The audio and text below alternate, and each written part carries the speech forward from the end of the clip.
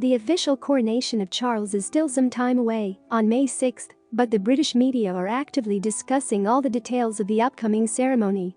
And the main detail that occupies everyone is whether Prince Harry and his lawfully wedded wife Meghan will attend their father's coronation.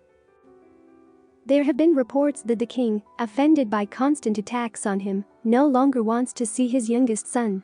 And other sources claim that it was Harry who no longer wanted to come to Britain because he was not being greeted, to put it mildly, very warmly. But more information emerged the other day that could put the whole situation in a new light.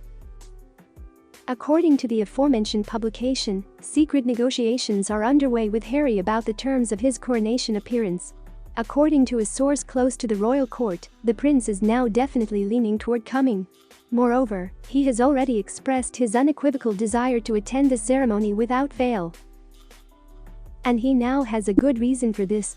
In the event that he comes and behaves at least with relative dignity, he has been promised, on behalf of Charles, that the king will not deprive him and Meghan of their titles.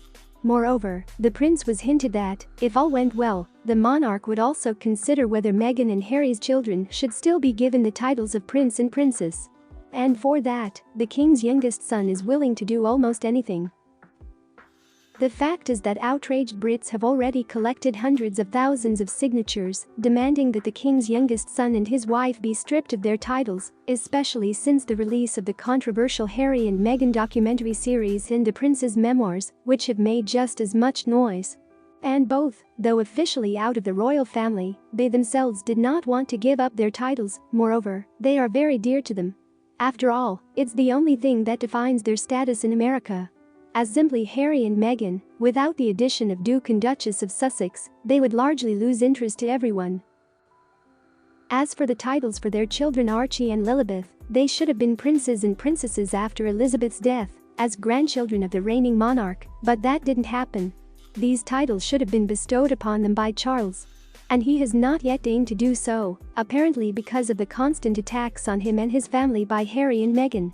Now, according to the source, if the king's youngest son complies, Charles can give Archie and Lilibeth the titles their parents dreamed of.